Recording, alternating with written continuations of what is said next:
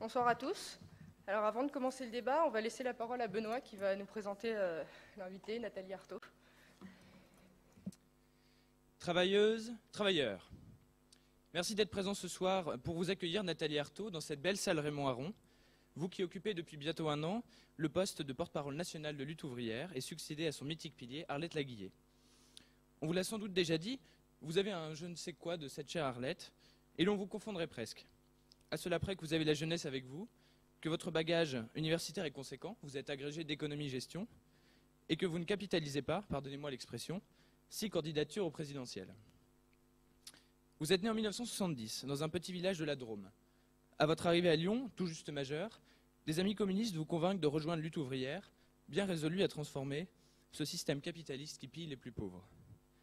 Le CAPET et l'agrégation d'économie-gestion en poche, vous vous tournez logiquement vers l'enseignement en lycée, profession qui, en d'autres époques, aurait été le comble du petit bourgeois aux yeux de lutte ouvrière, et vous menez une vie discrète et modeste. Vous faites vos premiers pas sur la scène politique lors des différentes élections municipales, législatives et régionales de votre région. Après ces multiples expériences, vous êtes promu en 2007 porte-parole de la campagne présidentielle d'Arlette Laguillet, qui sera sa dernière. Élue conseillère déléguée à la jeunesse de votre ville, Vaux-en-Velin, en 2008, vous êtes nommée en décembre de la même année à la direction nationale de lutte ouvrière, en lieu et place d'Arlette Laguillet, qui décide de se retirer de la vie politique. On vous confie alors la direction de la campagne des européennes de 2009, même si pour vous le Parlement européen n'est qu'un moulin à paroles au sein duquel les députés passent des heures à discuter quel doit être le pourcentage de cacao pour conférer l'appellation de chocolat. Distancé par l'alliance du Parti communiste et du Parti de gauche, et éloigné de vos cousins de LCR, nouvellement fondus dans le NPA, qui renoncent au trotskisme, Lutte ouvrière réalise un score extrêmement faible de 1,2%, à tel point que l'on vous reproche ce sectarisme.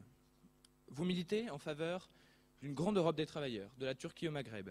En cela, l'espace Schengen est pour vous un nouveau rideau de fer.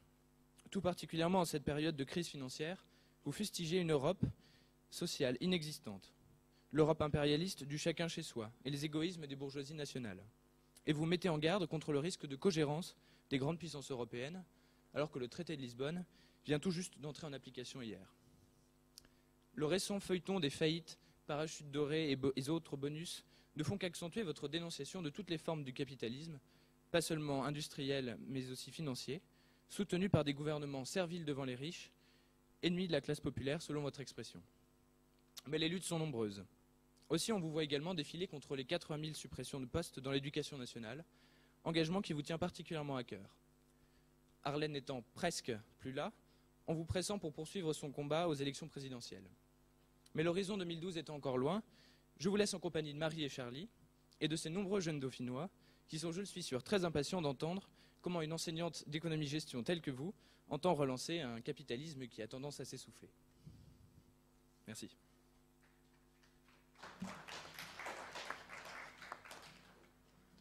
Alors avant de rentrer dans le vif du sujet, une petite question assez anecdotique, mais je ne doute pas que la réponse sera politique. Qu'il s'agisse de Marie-Georges Buffet, d'Arlette Laguillet, de vous-même, ou de toutes ces inconnues que l'on croise à la fête de l'UMA, pourquoi la femme de gauche a-t-elle toujours les cheveux courts? Bon, alors, si je suis bien votre raisonnement, vous pensez que Ségolène Royal ou Cécile Duflot n'est pas de gauche, ne sont pas de gauche. Entendons la gauche de la gauche. Elles sont de droite alors.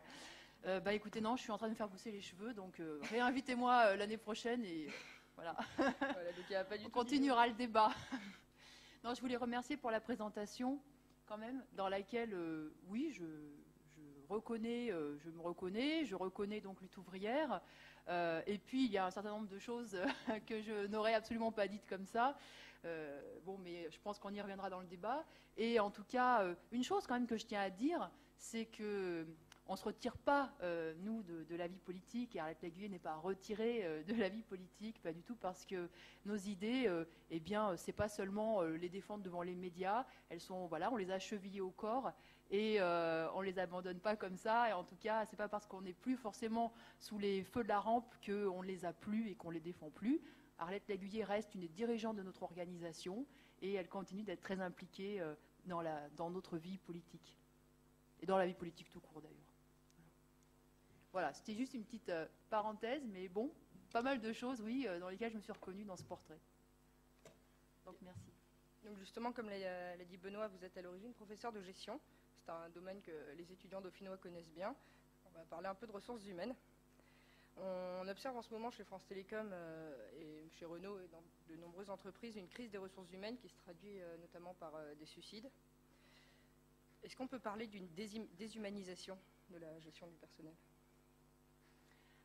Bon, déshumanisation, à mon avis, c'est un euphémisme.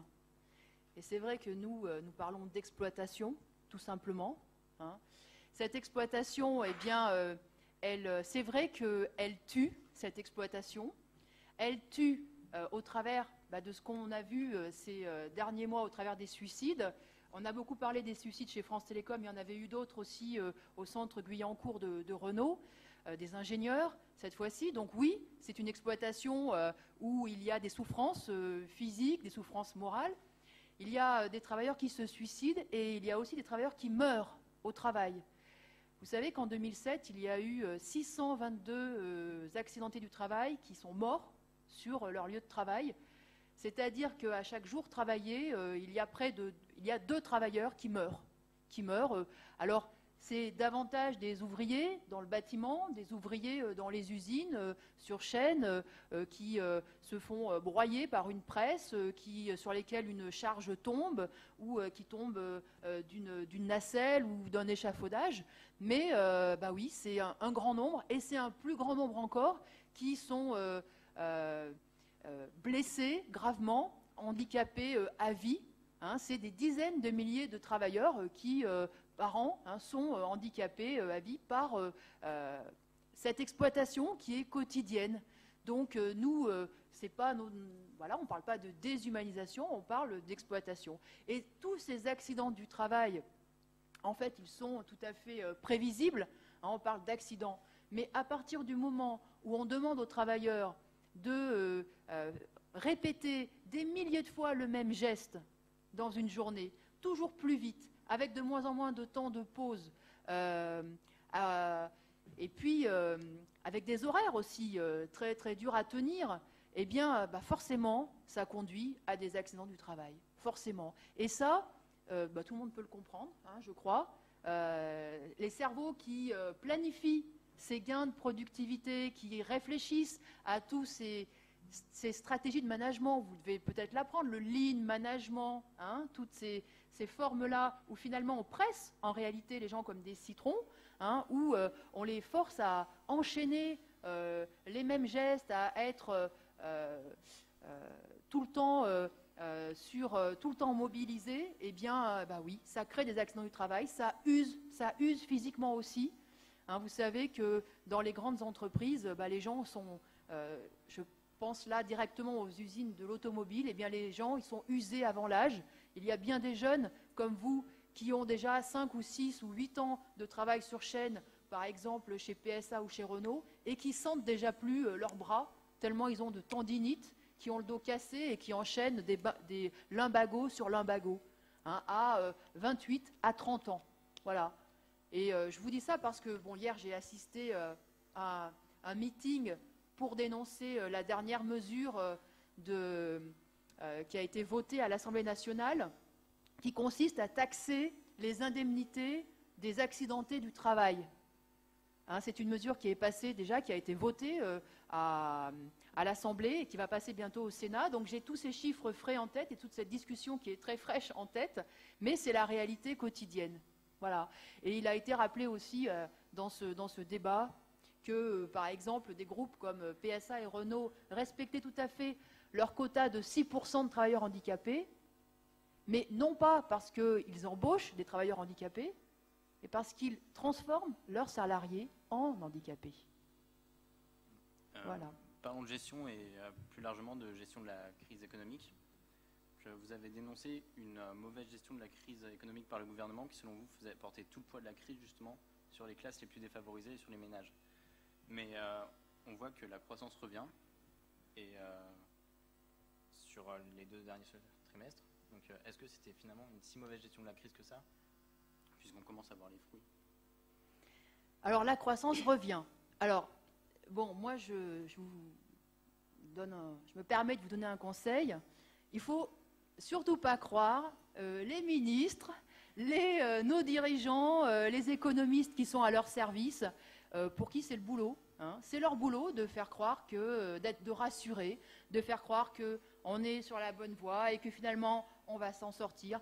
Mais je vous rappelle quand même plusieurs déclarations. Déjà de Christine Lagarde, vous vous souvenez, quand cette crise financière a éclaté aux États-Unis, pendant tout un temps, elle a expliqué que cette crise, elle ne passerait pas l'océan.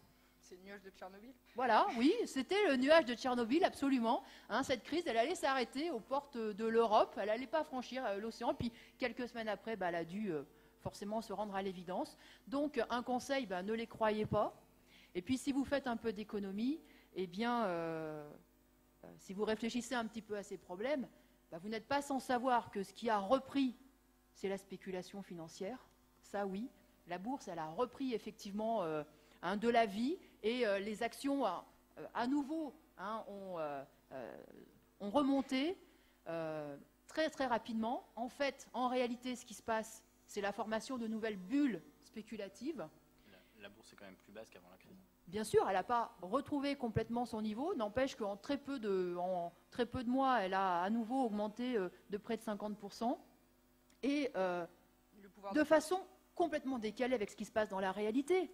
Tout le monde en convient, tout le monde convient que l'économie, la production ne se développe pas, qu'il n'y a pas une croissance de la production. Tout le monde sait qu'on maintient artificiellement la consommation, ne serait-ce qu'au travers de ces fameuses primes à la casse, parce qu'une fois qu'on aura acheté les voitures là, on ne va pas en racheter dans 2 ans, dans 3 ans, dans 4 ans. Donc en réalité, il y a effectivement une perfusion à ce niveau-là, mais c'est complètement artificiel. La production, elle ne redémarre pas. Le commerce mondial a chuté de 14%, il ne redémarre pas.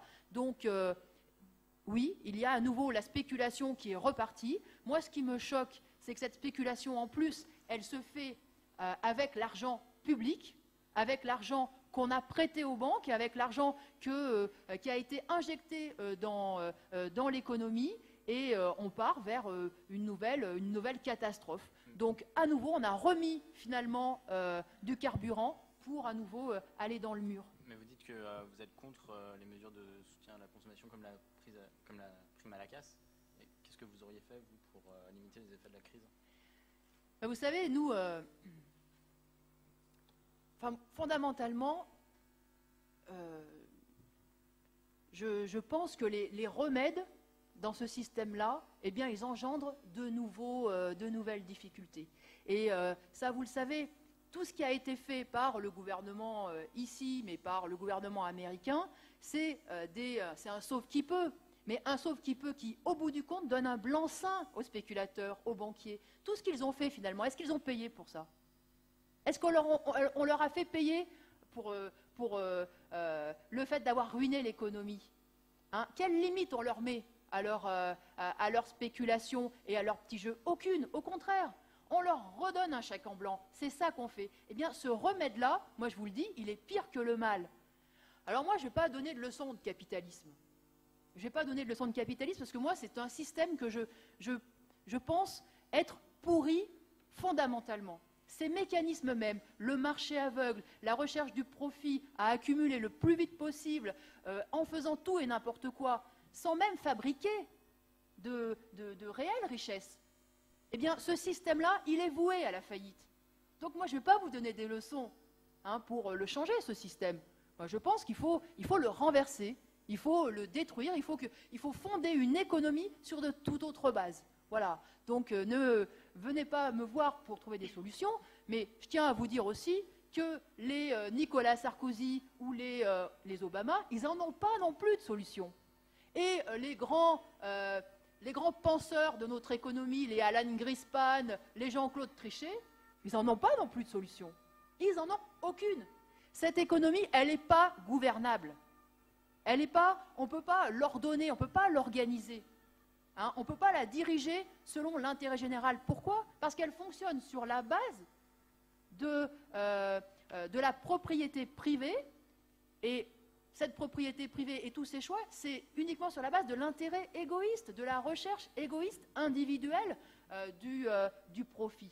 Donc oui, il n'y a pas une approche, une direction collective et surtout qui respecterait l'intérêt collectif qu'on puisse donner à une telle économie. Donc vous êtes contre le profit comme moteur de l'économie? Oui, absolument. Oui. Oui. Et qu'est-ce qui va pousser dans ce cas à l'investissement, à l'entrepreneuriat, s'il n'y a plus aucune motivation individuelle? Moi, je pense que l'économie, elle doit produire les richesses dont nous avons besoin pour vivre. Ça doit être ça le but de l'économie. Ça ne doit pas être faire des profits. Ça ne doit pas être de faire qu'une minorité accumule des fortunes et soit comme les Bolloré, les Bettencourt, à 20, 24, 25 milliards de fortunes personnelles. L'économie, elle doit avant tout répondre à nos besoins, à commencer par nos besoins vitaux. Moi, ce qui me semblerait normal, c'est une économie qui construise les logements dont on a besoin. Une économie qui produise la nourriture dont l'humanité sur cette planète a encore besoin. Bon, en réalité, on la produit. En réalité, on produit 2 fois plus que ce qu'on consomme. Et en réalité, on aurait d'ores et déjà les moyens de faire en sorte que tout le monde sur cette planète mange à sa faim. Et vous savez que ce n'est pas le cas. Hein. C'est 1 milliard d'êtres humains, aujourd'hui, qui souffrent de la faim dans le monde. Bon, pour moi, une économie, c'est avant tout une économie qui doit mettre en œuvre les moyens nécessaires pour satisfaire les besoins de la population. Et il n'y a pas forcément besoin de faire des profits, des profits, des profits, des profits. Voilà. Je pense que le travail humain, oui, il est créateur de richesses. À nous de l'organiser de façon à vivre dignement tous de notre travail. Donc, vous parliez tout à l'heure de la souffrance au travail. Et on sait que les sans-papiers font grève pas loin ici, à la Défense, pour justement des meilleures conditions de travail.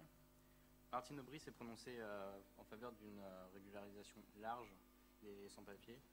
Est-ce que vous partagez son opinion? Nous, on est pour une régularisation massive. Nous, on est pour une régularisation, je dis massive parce que, en fait, certains l'ont mis dans la bouche de Martine Aubry. Ce n'était pas le cas. Elle n'a jamais dit massive, elle a parlé justement de régularisation large, c'est-à-dire de faire du cas par cas, en fait.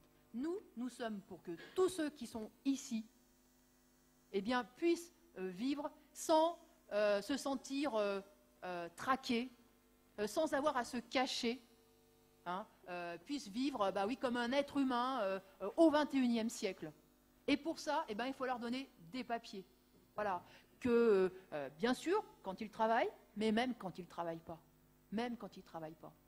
Vous savez, les papiers, pendant tout le XIXe siècle, il n'y en a pas eu des papiers. Les travailleurs, ils circulaient, ils allaient chercher là où ils pouvaient de quoi se nourrir, de quoi nourrir leur famille, de quoi construire un avenir meilleur pour la famille. Bon, les frontières, elles étaient de ce point de vue-là plus ouvertes.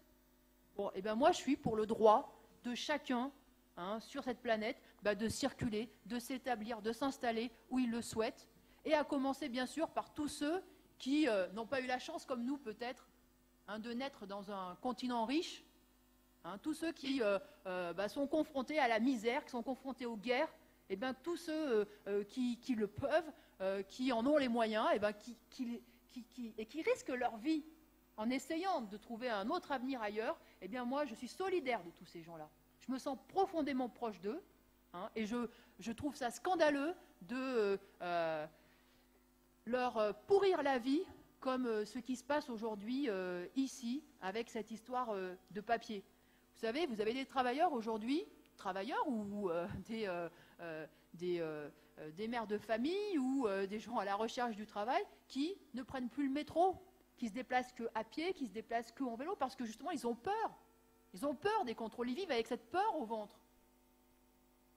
Bon, et tout cela, alors ils n'ont pas le droit de vivre comme nous, ils n'ont pas le droit de chercher un boulot, d'avoir un logement. Moi je crois que si. Donc oui, je suis pour une régularisation de tous les sans-papiers.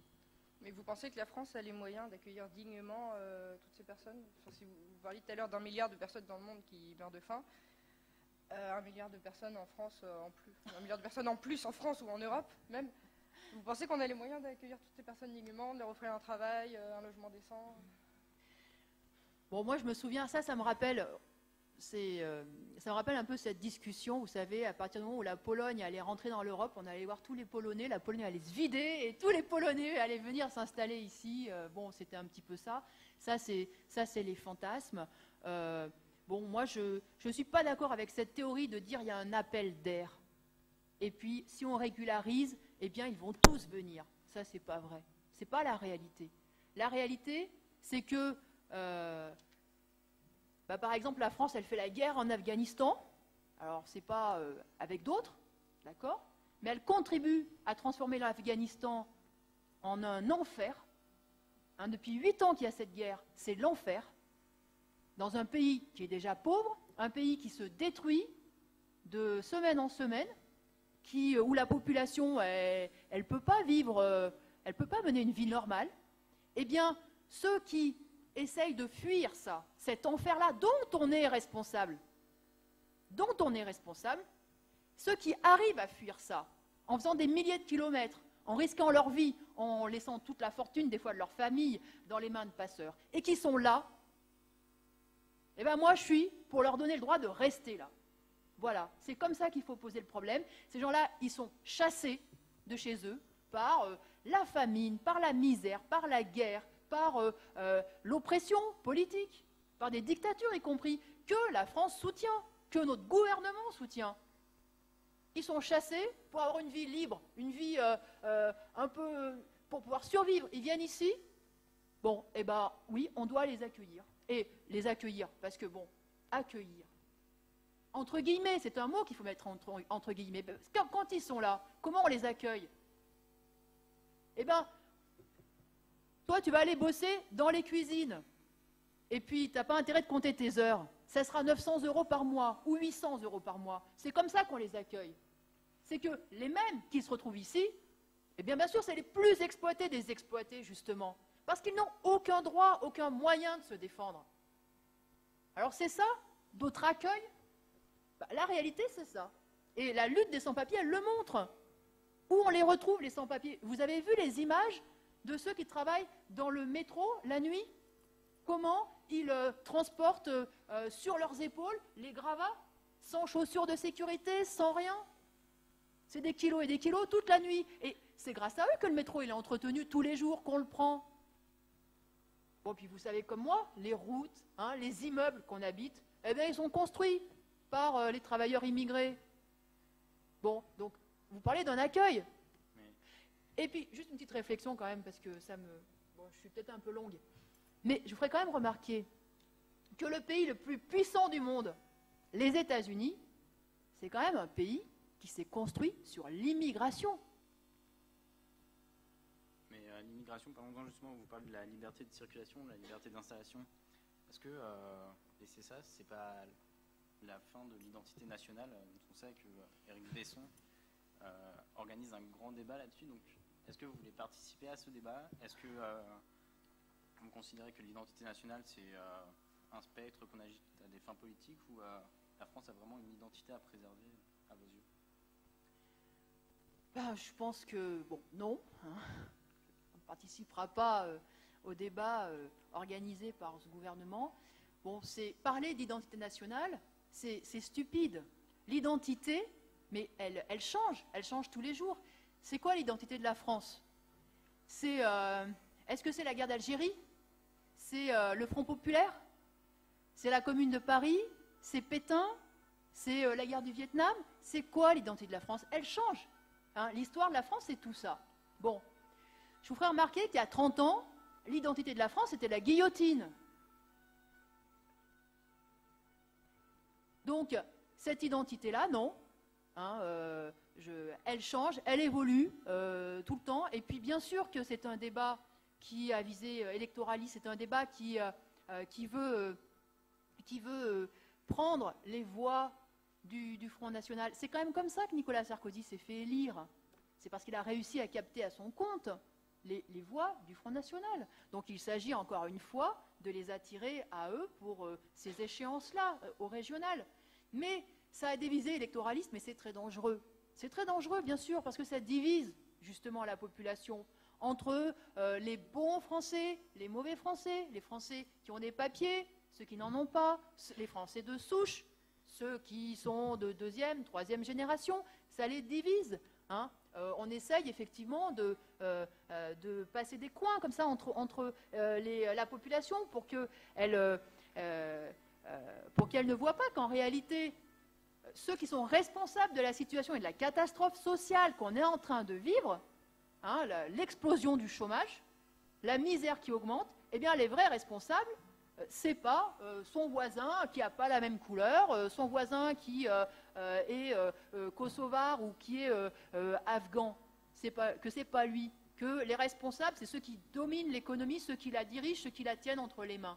Voilà. Donc ça, ils veulent surtout pas hein, qu'il y ait cette conscience-là dans la tête du monde du travail. Eh bien nous on est pour ça. Nous, on pense que s'il y a des frontières dans la société, c'est avant tout des frontières de classe. C'est des frontières sociales, et qu'une caissière française d'Auchan, elle a bien plus de points communs avec une caissière russe d'Auchan, avec une caissière polonaise d'Auchan, parce qu'Auchan, ils ont des magasins dans tous ces pays-là, qu'avec Muliez, hein, le PDG d'Auchan.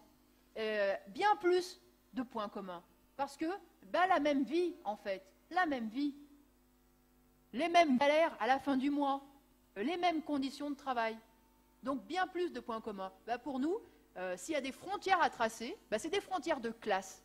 Et qu'on pense que les travailleurs, ils ont bien plus de points communs, quelle que soit leur nationalité, quelle que soit leur origine, qu'avec des nationaux, hein, ceux qui ont la nationalité française, mais qui sont les fortunés, la bourgeoisie, tout ce monde qui finalement vit sur le dos de l'ensemble de la population. Mais alors c'est quoi être français? C'est peut-être connaître 3 histoires belges. Et les chansons françaises. Non, honnêtement, pour moi, être française, c'est quoi? C'est habiter, c'est quoi? Je me sens pas spécialement française, à vrai dire. Voilà. Pour tout vous dire, moi je me sens plutôt faire partie du genre humain, voilà. Et oui, quand je vois des images de l'autre bout de la planète, où on voit des gens qui subissent la faim ou qui subissent les répressions diverses et variées, eh bien je me sens profondément proche d'eux. Je ne sais pas si ça vous arrive. Je ne crois pas être exceptionnel de ce point de vue-là. Je pense qu'on a ce sentiment, tous, oui, d'appartenir à une humanité, en réalité, et on est touché par ce que vivent les gens à des milliers de kilomètres. Alors, vous vous appelez lutte ouvrière, mais entre un ouvrier, un employé qui fait 35 heures par semaine, la question n'est pas de savoir si c'est beaucoup ou pas assez, mais et un cadre qui fait du 8h, 21h tous les jours, est-ce que c'est vraiment l'ouvrier qui est aliéné ou est-ce que le cadre l'est aussi? Par exemple, chez France Télécom, chez Renault, on parlait des suicides tout à l'heure, mais il n'y a pas que les cadres qui se suicident. Il n'y a pas que les ouvriers qui se suicident. Il y a également des cadres. Alors, est-ce que lutte ouvrière peut aussi défendre les cadres?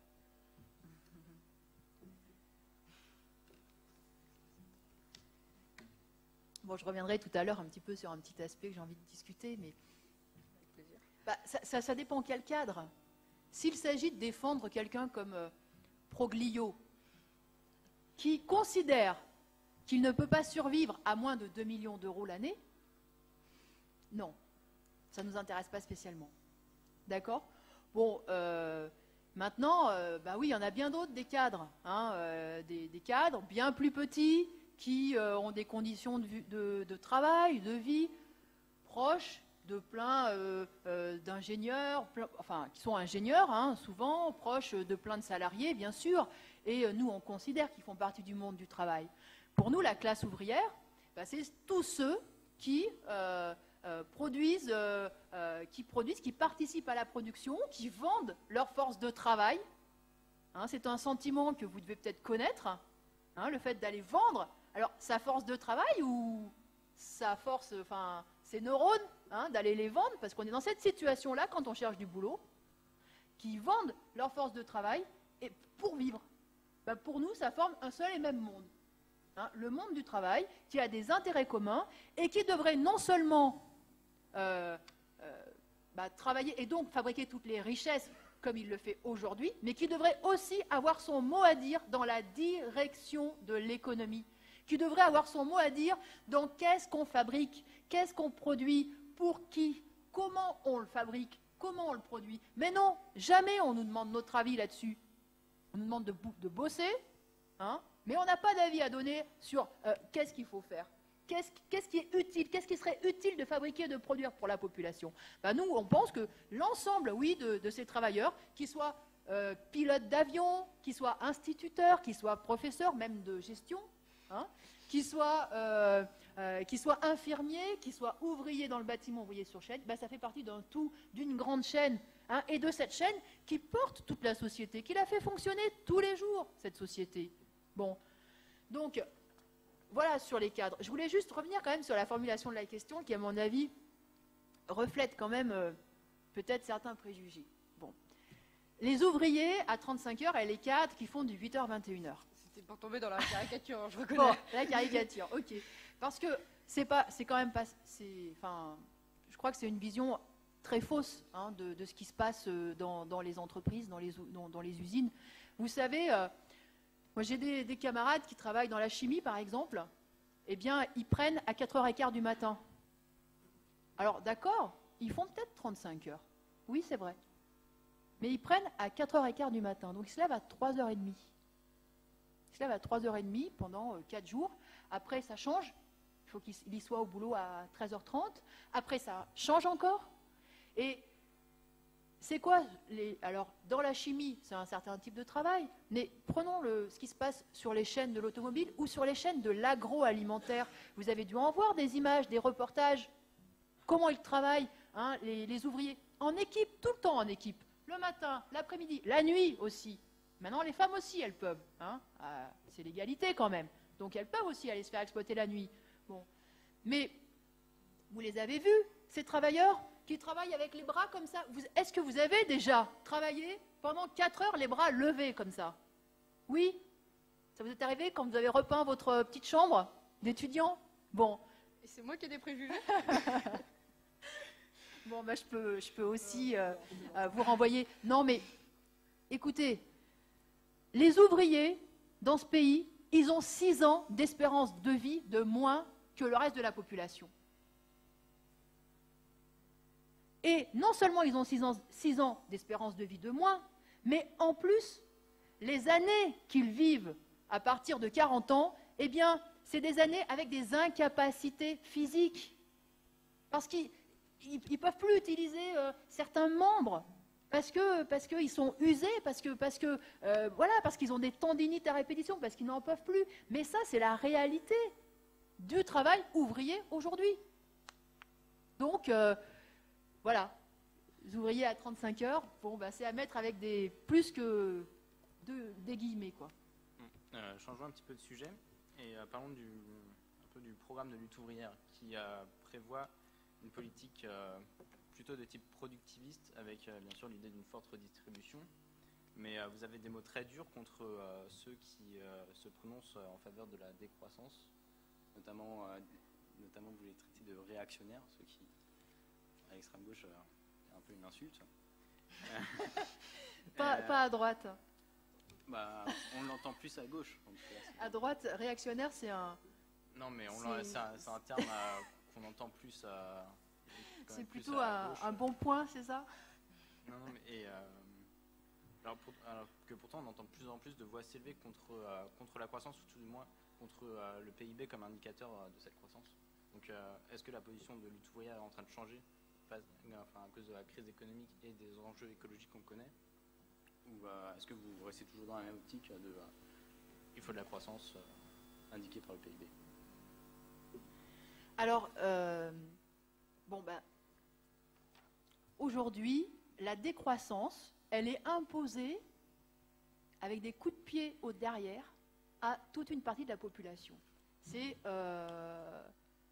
des gens qui aujourd'hui vont se nourrir au restaurant du cœur. C'est des gens qui aujourd'hui peuvent plus payer leur loyer.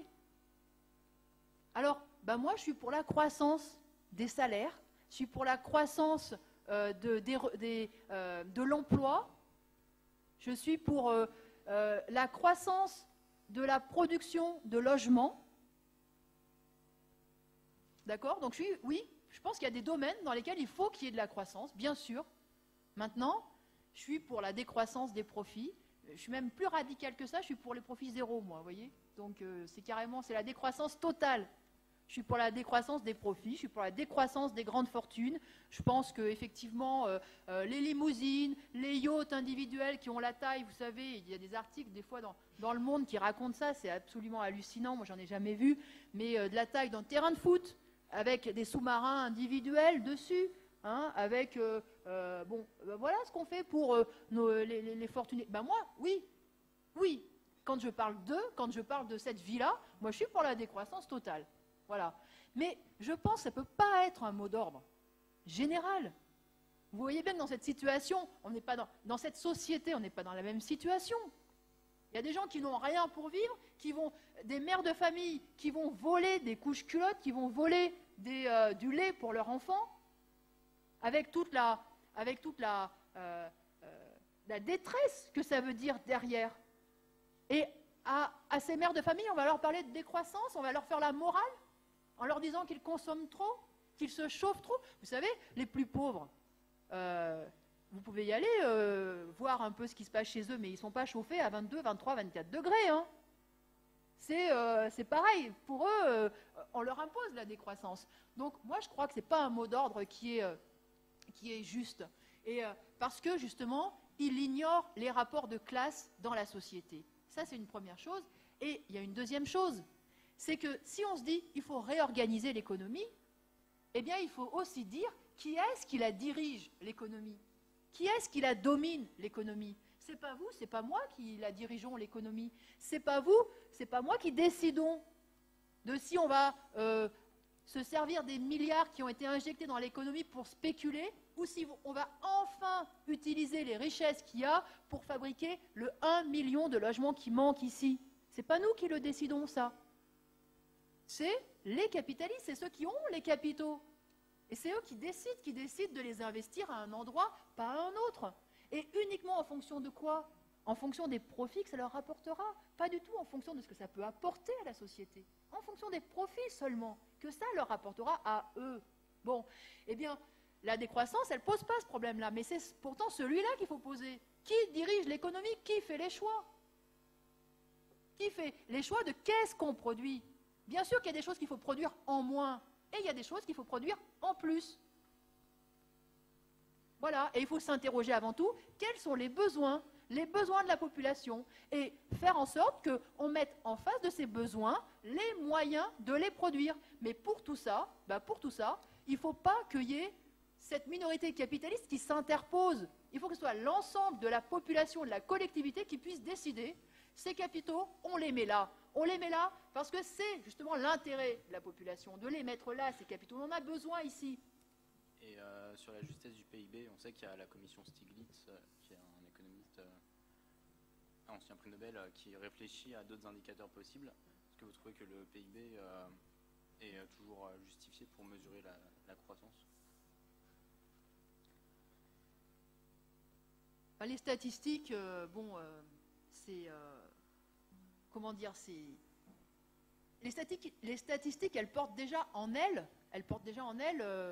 une idéologie, hein, une vision. La croissance. Alors la croissance, j'ai pas compris d'ailleurs si vous pensiez que c'était positif ou négatif. J'ai pas compris parce que dans la deuxième question, vous m'avez dit la croissance est de retour, j'avais l'impression que ça vous réjouissait. Puis ensuite vous avez parlé de la décroissance, c'est bien. Alors finalement, c'est bien, c'est pas bien, etc. Bon, moi la question... C'est pas moi qui prends position pour la croissance, je dis juste que la croissance revient, donc on peut penser que la crise est finie, mais certains disent que la croissance n'est pas un bon indicateur. Alors, bon, la croissance, pour moi, c'est pas l'indicateur, à vrai dire, que je regarde. Parce que, qu'est-ce que ça veut dire? Ça veut dire que s'il y a croissance, tout le monde va bien, tout le monde se porte bien, ça va mieux pour tout le monde? Ça, c'est pas vrai. Ça, c'est pas vrai. C'est pas vrai du tout. Hein? Il y a des périodes de croissance, avec des périodes où la grande majorité de la population, eh bien, elle s'appauvrit. Et où, finalement, ce qui est produit est accumulé à un pôle. Donc, pour moi, ce n'est pas l'indicateur d'un mieux-être pour... Comment les richesses, elles sont partagées, comment elles sont réparties, qu'est-ce qu'on produit dans ces richesses-là, d'ailleurs, qu'est-ce qu'on compte dans ces richesses. Et c'est vrai que dans cet indicateur, il y a tout et n'importe quoi, bien sûr, c'est sûr. Plus il y a de pollution, plus il y a de croissance, plus il y a d'embouteillage, plus il y a de croissance. Bon, c'est sûr qu'il y a quelque chose qui ne va pas. Mais si vous voulez, pour moi, en tout cas, ce n'est pas un indicateur qui va être représentatif d'un quelconque mieux-être, d'un quelconque progrès, en tout cas, pour la population. Alors, on va parler maintenant de la privatisation de la Poste. Vous militez actuellement contre cette privatisation. Je crois que vous avez participé au grand référendum populaire qui a été organisé. Vous pensez que cette privatisation conduirait à la fin du service public postal? Alors pourtant, on a une étude assez récente de l'INSEE qui montre que depuis la privatisation du secteur télécom, les prix sont en chute libre, alors qu'à l'inverse, le prix du timbre, prenons le timbre simple 20 grammes, ne cesse d'augmenter. Il est passé, alors je crois qu'en 2001, il était à 46 centimes, aujourd'hui il est à 56. Bon bref, les prix augmentent perpétuellement. Alors est-ce que vous ne pensez pas que finalement cette privatisation, ce serait un gain de pouvoir d'achat pour les Français? Je pense le contraire. Et puis je crois qu'il y a eu des études aussi qu'on peut opposer à cette étude de l'INSEE que je n'ai pas vue et que je ne connais pas, mais qui montre que de partout où les services postaux ont été privatisés, eh bien, il y a eu au contraire une explosion des prix, à commencer dans les pays scandinaves. Alors je n'ai pas les prix en tête, mais ce qui est sûr, c'est que aujourd'hui, si vous allez à la poste, que vous voulez vous assurer d'envoyer un courrier et qu'il soit reçu dans les 24 heures, on va vous proposer quoi? On va vous proposer un chronopost. Un chronopost à, je ne me souviens plus, il y a plusieurs tarifs, mais tout de suite c'est 10, 13, 15, 20 euros, pour être sûr qu'il sera arrivé en 24 heures.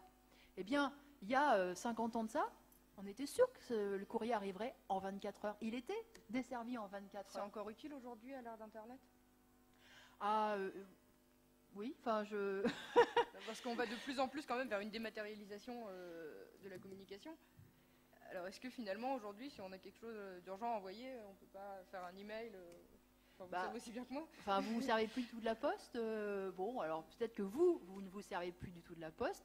N'empêche que, oui, il y a toute une partie de la population qui a un besoin vital même, de la poste au quotidien, qui n'utilise pas les mails, qui n'utilise pas Internet de façon aussi facile que vous. Et puis, oui, il y a beaucoup de choses qui passent bien sûr par la poste. Et oui, c'est utile, bien sûr. Et je pense que c'est la poste, c'est beaucoup de choses, c'est beaucoup de services. C'est le courrier, c'est des services financiers, c'est le seul moyen d'être payé pour d'envoyer, y compris de l'argent, c'est les mandats, c'est toute une série de services, et des services qui régressent, qui reculent, parce que justement, un certain nombre de services ne sont pas jugés rentables. Donc, eh bien, on diminue le service rendu à la population. Vous savez, dans les villages, on a fermé un bureau de poste sur 3, déjà. Justement, en Suède, vous parliez tout à l'heure des pays scandinaves, depuis la privatisation du secteur postal, le nombre de points de vente de la Poste a doublé. Oui, mais alors ça peut marcher, non? Le point de vente. Alors voilà, ça c'est effectivement, on nous dit, mais on a fermé les bureaux de poste, mais on a ouvert des points poste. Mais dans les points poste, vous ne faites pas du tout la même chose qu'à la poste. Les points poste, ils n'ont pas d'argent. Vous ne pouvez pas envoyer un mandat par un point poste. Le point poste, il va servir d'intermédiaire, il va l'envoyer à la poste, ce que vous pouvez faire aussi si vous avez le temps d'attendre, etc., etc. Donc ces fameux points poste qui sont censés remplacer, en fait, ils ne remplacent pas un vrai bureau de poste, parce qu'ils n'ont pas toutes les compétences pour que le bureau de poste avait. Il y a un certain nombre de services qui ne sont pas rendus dans ces points poste. Donc ça, c'est une fiction aussi. On nous fait croire que finalement on n'est pas perdant, mais en réalité, si beaucoup de gens sont maintenant dépendants dans ces villages, il faut avoir une voiture, il faut avoir quelqu'un qui nous amène au bureau de poste pour pouvoir effectivement faire des retraits à vue d'argent. parce qu'il n'y a pas forcément de distributeurs dans les petits villages. Bon, mais on peut avoir aussi besoin un peu de monnaie, ça peut arriver. Tout ça, c'est un recul. C'est un recul pour des millions de gens. Et vous savez, si d'ailleurs à chaque fermeture de bureau de poste, il y a des mobilisations qui se créent, qui se font et qui ne sont pas partisanes, justement, c'est bien parce que c'est des services qui disparaissent et qui reculent pour toute la population. Donc, nous pensons qu'il y a un certain nombre de services à rendre à la population, comme les services postaux, mais aussi comme l'éducation, comme la santé, qui n'ont pas à être rentables. On est au XXIe siècle, dans une société riche, développée, où il y a du progrès technique. Bon, eh bien, c'est pas pour reculer. C'est pas pour ne pas être capable de faire ce qu'on faisait au début du siècle. Transporter le courrier en 24 heures, par exemple.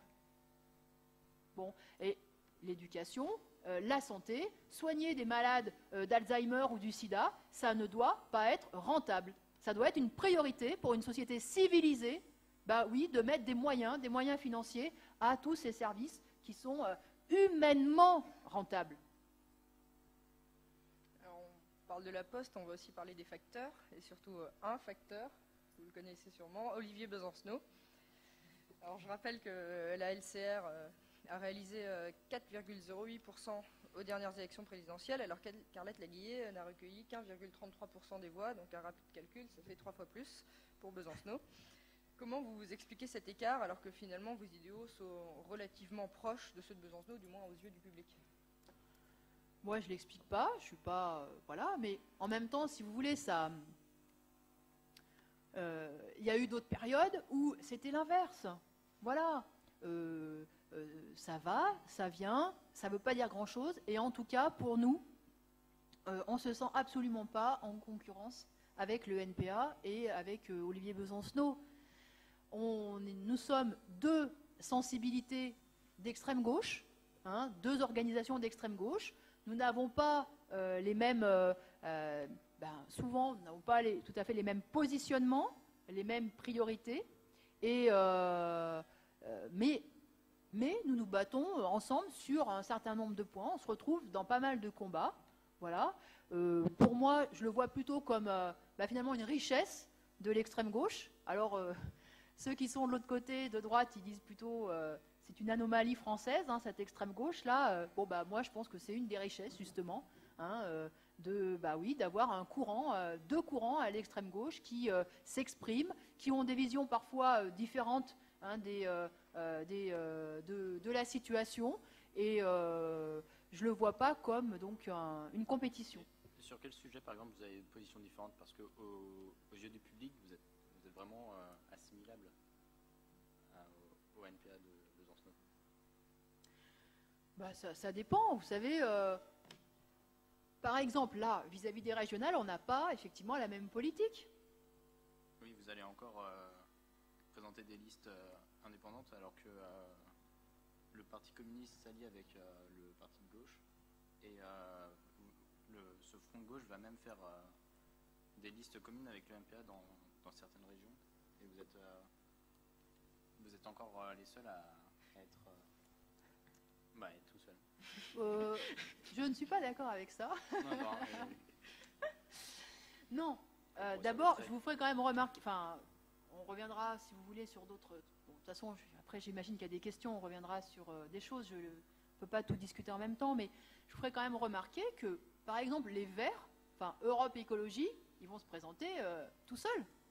Mais ils ont une force électorale qu'on a vue aux dernières élections. Attendez. Alors eux, ils sont légitimes de se présenter tout seuls. Et nous, on n'est pas légitime à nous présenter tout seul. Attendez, qu'est-ce que c'est cette démocratie-là? Alors, pour se présenter, il faut faire 10%. Il faut avoir le droit de se présenter. Alors, dites donc, alors vous êtes pour réduire la démocratie. Mais non, moi, je tiens quand même, j'insiste. Europe Écologie va se présenter seule. Or, quand même, il gouverne avec le PS. Il gouverne avec le Parti communiste. Bon, c'est quand même curieux, ça. Ils ont assez de points communs pour gouverner ensemble, mais ils ne se présentent pas ensemble. Nous, avec qui avons-nous gouverné? On n'a pas gouverné avec eux. Non seulement on n'a pas gouverné avec eux, mais on dénonce. On dénonce.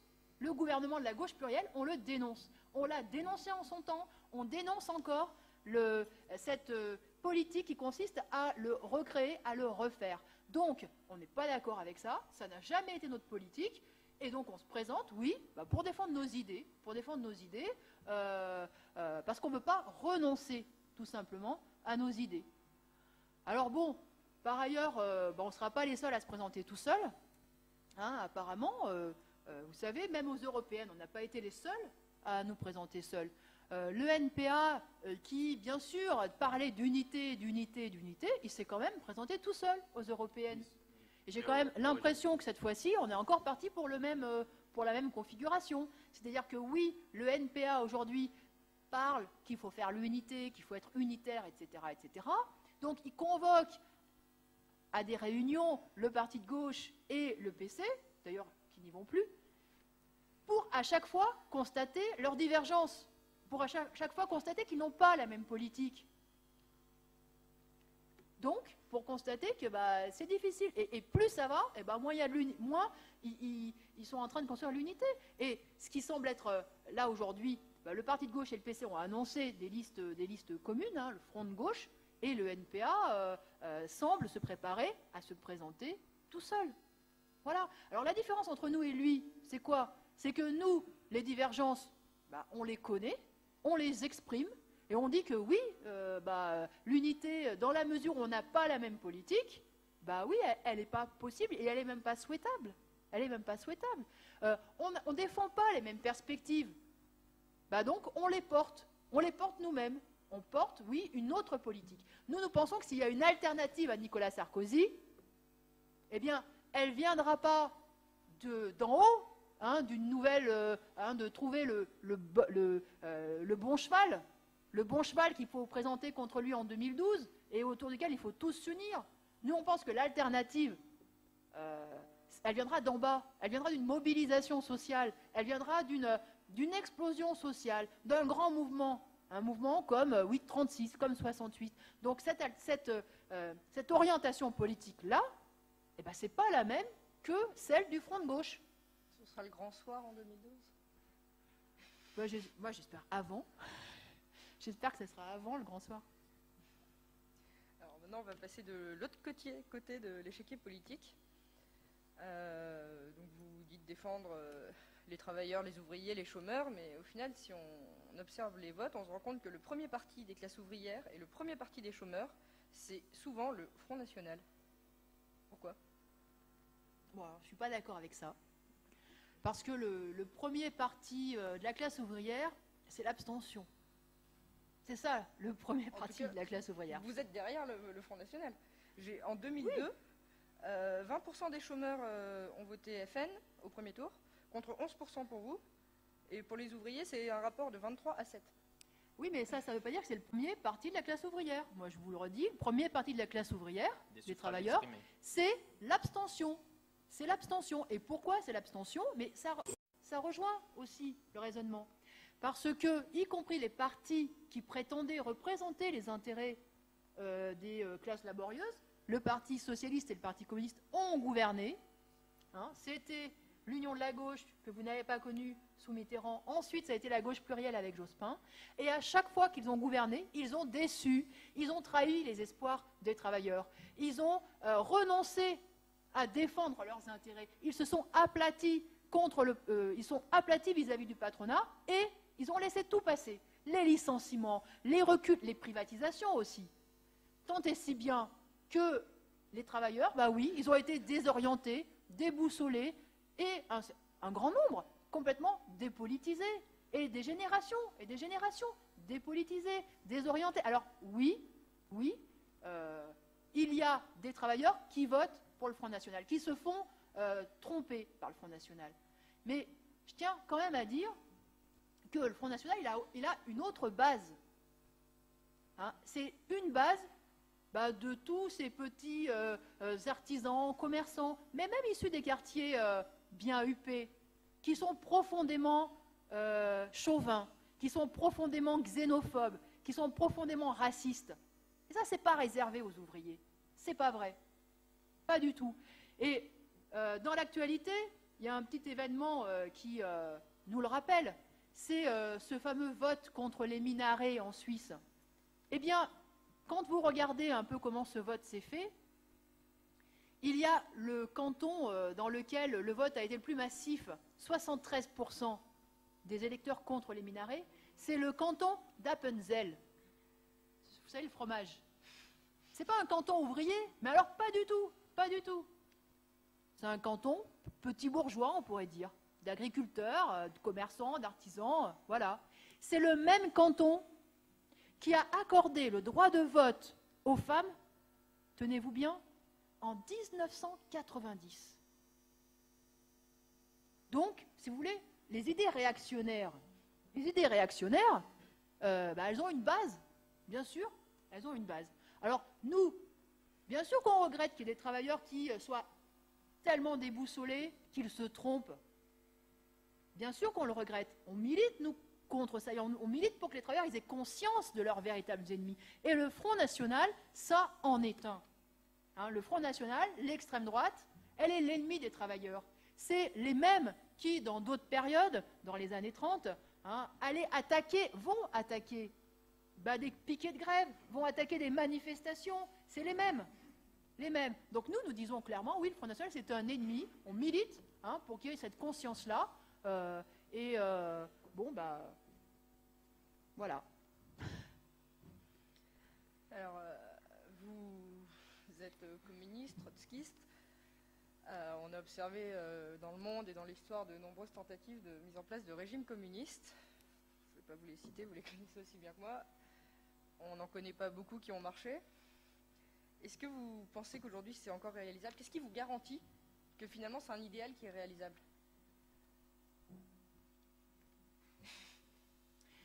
Qu'est-ce qui vous garantit Qu'est-ce qui vous garantit que demain la crise ne va pas s'approfondir, que le nombre de fonctionnaires ne va pas être divisé par 2, que vous pourrez continuer vos études? Franchement, une garantie, non, c'est même pas garanti ça. Parce qu'il y a eu des périodes dans l'histoire où la crise du capitalisme était tellement profonde, tellement importante, tellement violente, que tout ça, c'était pas garanti. Hein? Et non, mais je renvoie la question parce que on fait le bilan, si vous voulez, des tentatives communistes sur quelques tentatives. Pour nous, trotskistes, il n'y en a eu qu'une seule tentative. Ça a été la tentative en Union soviétique. Hein. Il n'y en a eu qu'une seule. Alors, si vous voulez, on pourra y revenir, en rediscuter par ailleurs, mais je vous accorde, même si on additionne la tentative en Union soviétique, en Chine, à Cuba, dans d'autres pays... Pardon ? En Corée du Nord. Bon, alors là, on n'a carrément aucune parenté avec tout ça. Mais bon, allez, on en fait un de plus. D'accord, ok. Alors on arrivera à combien? À 15, à 16 tentatives. Bon. Dans combien de pays enregistrés à l'ONU, il y a le capitalisme et il y a des populations qui sont livrées à la misère la plus noire, à la famine, où un enfant meurt toutes les 6 secondes. Combien de pays? Il y en a plus, je vais vous dire. Il y en a plus. Qu'est-ce qui se passe aujourd'hui en Côte d'Ivoire, au Libéria, à Haïti, dans toute une partie de l'Amérique? Qu'est-ce qui se passe là-bas? Eh bien, c'est la catastrophe. Et c'est le capitalisme. Et vous ne pouvez pas me dire que ce n'est pas le capitalisme. Si, c'est le capitalisme, parce que c'est un seul et même monde. Eh bien oui, parce que la richesse de certains pays, elle se fait sur le dos de ces pays-là. Eh bien oui, c'est un ensemble. Et le capitalisme, ce n'est pas une tentative unique. Le capitalisme, il a eu la planète entière pour s'étendre. Il a eu du temps. Hein? Il n'a même pas eu d'ennemis, finalement, le capitalisme. Eh bien, on en fait le bilan. Et faisons-en le bilan, y compris aujourd'hui aux États-Unis, le pays le plus puissant, le plus riche. Qu'est-ce que c'est le capitalisme?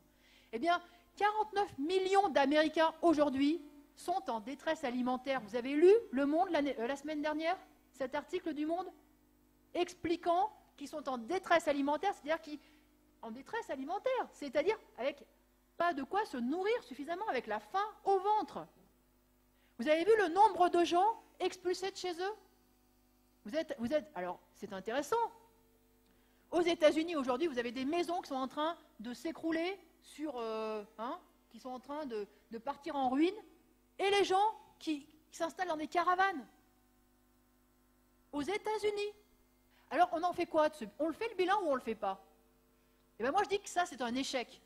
Si ce super système, si le mieux de ce système, c'est ça, eh bien, moi, je dis que c'est un échec, que c'est une faillite, ça. Voilà. Alors, moi, je pense qu'on ne peut pas, et je reviens à cette idée, pour moi, il y a un seul pays où il y a eu une tentative. C'est l'Union soviétique, parce que c'est dans ce pays-là, et uniquement là, qu'il y a eu véritablement une révolution. Une révolution avec des millions de femmes et d'hommes qui se sont organisés pour décider, pour discuter, pour organiser l'économie, que dans ce pays-là. Bon.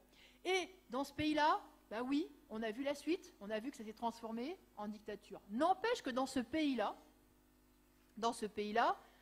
eh bien, un autre système a existé, un autre système économique dont on ne rejette pas tout, nous. On ne rejette pas, il y a un certain... Nous, on pense que dans le type d'économie qui a été mise en place, qui était basé sur la planification, sur la propriété collective des moyens de production, il y a eu un certain nombre de choses de réalisées, il y a eu un développement qui a été réalisé, alors d'une façon complètement aberrante, d'une façon dictatoriale, et vous savez que le courant trotskiste l'a combattu et a été d'ailleurs physiquement éliminé par le stalinisme. Trotsky aurait fait mieux que Staline? C'est pas qu'une question d'homme. C'est pas qu'une question d'homme, en fait. C'est plutôt une question de force sociale. Mais ce que je veux dire, c'est que, y compris sur le plan économique, on peut constater quand même une chose, c'est que le pays, il a connu un développement. L'Union soviétique a connu un développement. Il a vu surgir des villes. Il a vu surgir des voies de chemin de fer. Il a vu surgir tout un réseau médical. Il a été capable de développer toute une éducation. Et avec une économie qui n'était pas fondée sur le marché, avec une économie qui n'était pas fondée sur la concurrence, avec une économie qui n'était pas fondée sur la propriété privée. Eh bien, nous disons que ça, ce n'était pas le communisme, et nous ne le disons pas en 2009. Notre courant l'a dit au moment même où ça se passait. L'a dit, l'a combattu, etc. Ce n'était pas du communisme.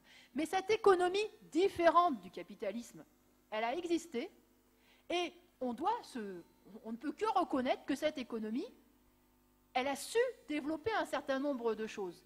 C'est que les outils utilisés, eh bien, ils sont efficaces, ils sont utiles. On doit les utiliser. On doit les utiliser, et ces outils, ils permettent, d'un certain côté, de faire mieux que le marché. Donc on vient de faire le bilan des États-Unis, le bilan de l'URSS. Moi je propose un autre bilan avant de passer aux questions du public. Alors, ça fait maintenant 2 ans et demi que Nicolas Sarkozy a été élu à l'Élysée. Donc on sait que vous êtes opposé à sa politique, mais n'empêche, n'y a-t-il même pas une mesure que vous appréciez ou que vous êtes prête à défendre, qui a de la valeur à vos yeux? Non, puis on ne se pose pas le problème du tout comme ça. Alors, en fait, nous, on ne fait pas une fixation sur Sarkozy. On ne considère pas que Sarkozy, c'est l'alpha et l'oméga de toute la politique. Des Sarkozy, il y en a eu d'autres, il y en aura d'autres. Des hommes politiques qui représentent les intérêts du patronat, ça pousse facilement. C'est un petit peu comme les mauvaises herbes, ça. Voilà. Et si vous voulez, voilà, quand même, pensez que les États-Unis, là encore, la première puissance économique du monde, a su aller chercher un acteur de seconde zone complètement raté, et puis il a été au pouvoir, il a dirigé, justement, il a été à la tête des États-Unis pendant tout un temps, puis apparemment il a bien fait le boulot. Vous parlez de Ronald Reagan? Oui, je parle de Ronald Reagan. Donc, si vous voulez, tout ça pour dire quoi? Pour dire que Sarkozy, pour nous, c'est la façade du système. C'est la façade du système. Que derrière Sarkozy, ceux qui dirigent vraiment, ceux qui ont véritablement le pouvoir, c'est les capitalistes, c'est ceux qui détiennent les capitaux. Et avec cette puissance économique, c'est eux qui décident de fermer une usine, de licencier, de ruiner une région, c'est eux qui décident. Et même si Estrosi arrive tout de suite derrière, on va essayer de réindustrialiser, etc., etc., bah, le pauvre Estrosi, il n'a pas grand-chose souvent à se mettre sous la dent. Parce que les capitalistes, ils font leurs affaires. Et ils en ont rien à foutre d'Estrosi. Et bah oui, bah bien sûr. Vous avez suivi cette affaire de Molex? La grande victoire d'Estrosi. Molex, c'est 600 personnes licenciées. Grande victoire. Quelqu'un s'est réinstallé sur le site, il a embauché 7 personnes. Mais il a promis d'en embaucher 20 d'ici 2010. Bien, bien comme réindustrialisation. Hein. N'empêche que dans la même région de Molex, il y a aussi Friskel, il y a aussi d'autres boîtes qui licencient et qui font que les gens ils vont se retrouver sans boulot, sans rien. Donc, ceux qui ont vraiment la puissance et ceux qui dirigent la société, ce n'est pas nos hommes politiques, enfin nos hommes, c'est pas le mien en tout cas, ce n'est pas les hommes politiques. Non. Les hommes politiques, de ce point de vue-là, c'est des marionnettes. Hein, et ceux qui tirent les ficelles, eh ben, ça reste les mêmes. Ça reste les grands actionnaires de Total, ça reste les grands actionnaires ça reste Bolloré, ça reste Pinot. Et d'ailleurs, une petite parenthèse, c'est pas Sarkozy qui invite sur son yacht Bolloré, c'est l'inverse. C'est Bolloré qui invite sur son yacht Sarkozy. Pourquoi? Parce que le puissant qui invite au Phuket, oui, bon. Mais le puissant, c'est qui? C'est Bolloré. Bien sûr que c'est Bolloré.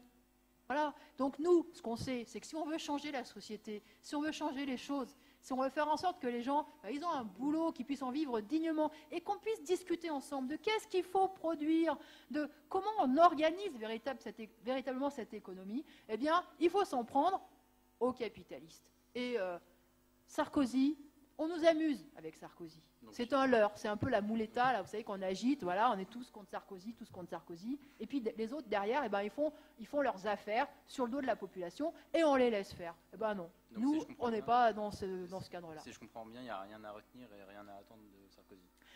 Non, et puis voilà, nous, ce qui nous pose problème, c'est le système, encore une fois. Hein, donc non, il n'y a rien à retenir, rien à attendre de Sarkozy. Rien à sauver. Rien à sauver. Même pas... Tout à jeter. Bah, vous avez quelque chose, vous Non, je pensais... oui, vous pensiez à quelque chose? C'est très symbolique, hein, mais je crois il y a 6 mois, on a arrêté de considérer comme une maladie l'homosexualité. C'est une mesure qui a été prise par Roselyne Bachelot. C'est très anecdotique, mais même ça, c'est pas à sauver. Quand on voit qu'ils refusent, par exemple, le droit à l'adoption pour les couples homosexuels, eh ben on voit tout de suite que c'est hypocrite, que c'est complètement hypocrite. C'est complètement hypocrite. Voilà, ce droit d'adoption pour les homosexuels, c'est pourquoi le refuser? À quel titre? On autorise des célibataires à adopter. Au nom de quoi on priverait de ce droit les couples homosexuels? Ben nous, on n'est pas d'accord. Ben voilà, vous voyez? Alors, soi-disant, il y a cette petite avancée, et puis de l'autre côté, ce qu'attendent des milliers de couples, eh ben non. Ben voilà, tout de suite, ça juge la mesure, vous voyez? Très bien. Donc on va passer aux questions du public. Allumez votre micro. Vous avez réaffirmé tout à l'heure votre refus de la gauche plurielle, mais je pense que c'est plus un problème qui est d'actualité, parce qu'on voit actuellement qu'il y a une totale reconstruction à gauche. On a un PS qui a tendance à se rapprocher de plus en plus du MoDem. On a un PC qui, malgré ce qu'on en dit, prend de plus en plus son indépendance du PS. On a la LCR qui a créé le NPA, on a eu la naissance du parti de gauche, du front de gauche, etc. Et j'ai l'impression que lutte ouvrière est un peu absente de tous ces changements. Et est-ce que ce n'est pas le devoir de tout parti politique de gauche de s'impliquer dans la reconstitution de l'ensemble de la gauche française? Et voilà, pourquoi vous n'y prenez pas place, pourquoi vous ne vous impliquez pas dans ce débat? Et juste une petite précision, tout à l'heure vous avez rappelé votre proximité dans les idées du Front populaire. Mais pour moi, le Front de gauche, c'est exactement la stratégie du Front populaire, c'est-à-dire un front électoral qui s'appuie et qui ne peut marcher qu'avec un front dans les luttes et dans la rue. D'accord.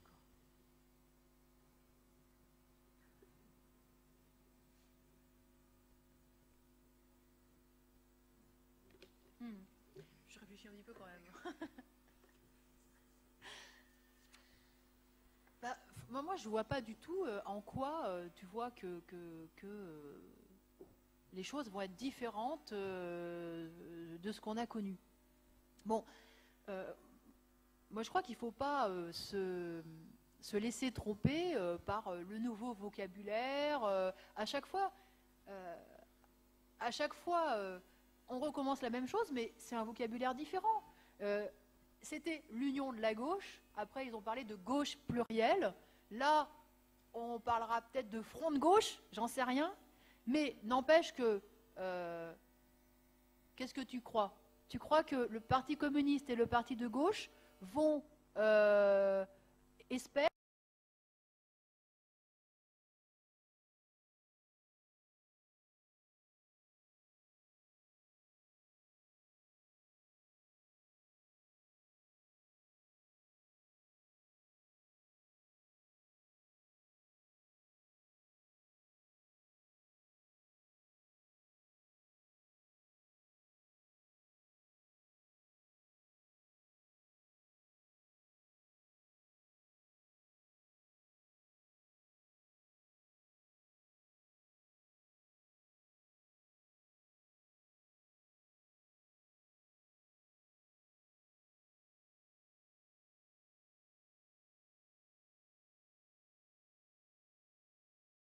on fera partie de la majorité.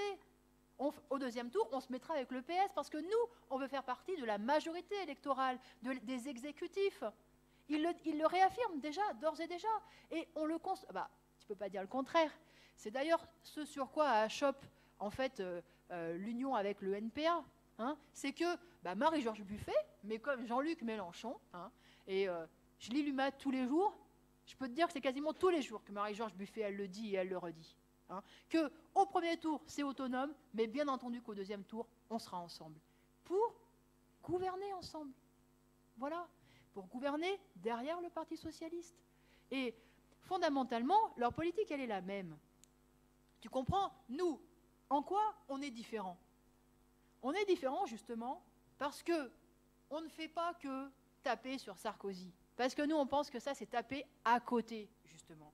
Nous, ce qu'on remet en cause, c'est le véritable pouvoir. Il faut qu'on parle du patronat, il faut qu'on parle de ses responsabilités, il faut qu'on parle des financiers, il faut qu'on dise qu'ils sont criminels. Ils sont criminels. La spéculation sur les matières premières, aujourd'hui, elle tue. Dans plein de pays. Ça, il faut le dire.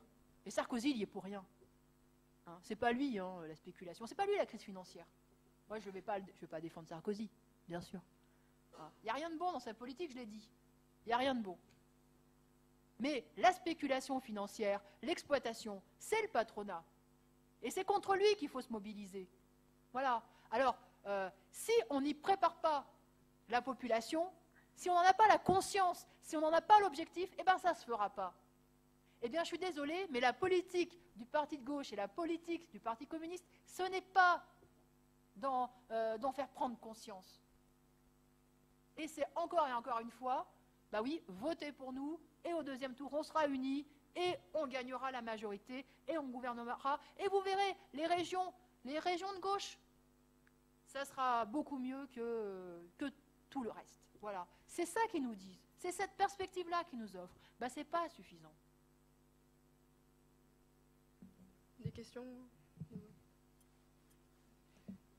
Vous critiquez le PC parce qu'il veut gouverner, mais ne pensez-vous pas que pour pouvoir changer la France, pour justement changer le système, il faut gouverner et non pas rester dans une opposition qui, on le voit, puisqu'il y a eu la crise et que les financiers sont toujours au pouvoir, ne marche pas? Est-ce que tu penses vraiment que donc, pour toi, le problème, est-ce qu'il faut enlever le pouvoir aux financiers? Non, moi, le problème, c'est que vous critiquez le fait que le PC veuille gouverner, mais pour essayer d'espérer changer quelque chose, il faut gouverner, il faut être au pouvoir. Alors, il ne faut pas avoir la fiction du pouvoir. Hein, c'est ça le problème. Il faut avoir véritablement le pouvoir économique. Et le pouvoir économique, il n'est pas là. On ne vote pas pour le conseil d'administration d'EDF. On ne vote pas pour le conseil d'administration de Veolia, on ne vote pas pour le conseil d'administration de PSA. Mais moi, c'est ça que je voudrais. Je voudrais qu'on vote et qu'au conseil d'administration ne soient pas les quelques actionnaires majoritaires qui siègent et qui décident de la politique du groupe, et qui décident de fermer ici, et qui décident d'arrêter de produire ça, et qui décident de produire telle autre chose. Moi, je voudrais que ce soit les travailleurs eux-mêmes qui puissent voter, qui puissent envoyer leurs représentants, qui puissent décider. Pour moi, ce serait ça, vraiment avoir le pouvoir. Ce serait avoir dans les mains cet appareil économique. C'est quand même ça, notre vie. Elle est suspendue à ça. Elle est suspendue au travail, aux richesses produites. Bon, et bien, ce pouvoir économique-là, comment on fait pour l'avoir? Il n'y a pas d'élections qui nous sont proposées, là. Il n'y a pas d'élections. On ne nous propose pas de voter pour ces conseils d'administration. Si on est voilà. actionnaire, si. Pardon? Si on est actionnaire, on a un droit de vote au conseil. Oui, les riches, les capitalistes, oui, ça c'est sûr, c'est sûr. Eux, voilà, eux, ils sont d'emblée, ils n'ont pas besoin de se faire élire. Leur propriété, leur fortune leur donne le droit de siéger. Voilà. Et ben nous, ça nous révolte justement. Et on pense que c'est ça qui ne va pas.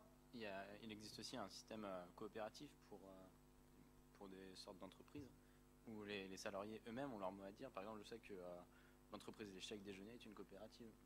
Le magazine Alternative économique est une coopérative. Qu'est-ce que vous pensez de ce modèle? Je pense que, justement, en citant le nom des entreprises, tu vois bien toi-même que ce n'est pas les entreprises qui dominent l'économie. Bien sûr. Mais voilà.